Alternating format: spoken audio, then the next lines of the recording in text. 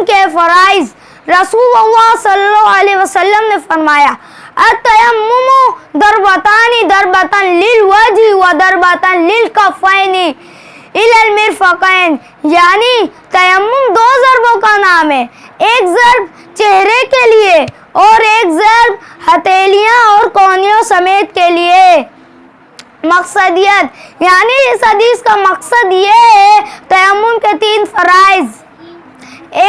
پہلا، نیت کرنا کہ وہ کس عبادت کے لیے تیمم کر رہا ہے۔ دوسرا، ایک ضرب لگا کے چہرے۔ تیسرا، دوسری ضرب لگا کر ہاتھوں کا کونیوں سمیت مسح کرنا۔ پانی نہ ملنے کی صورت میں تیمم اللہ تعالیٰ کا عظیم تحفہ اور سہولت و آسانی ہے۔ آپ کے نزدیک تیمم کے تین اقسام ہیں۔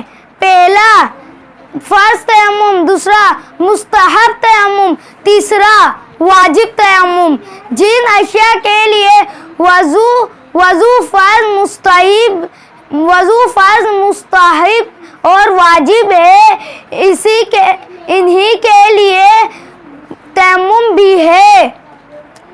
تیمم کے شرائط: بالغ ہونا، مٹی کے استعمال پر قادر ہونا، وضو کا ٹوٹ جانا۔ ہر ایسی چیز سے تیمم کر سکتے ہیں جو جلانے سے نہ جلے، پگھلانے سے نہ پگھلے، مثلاً ریت،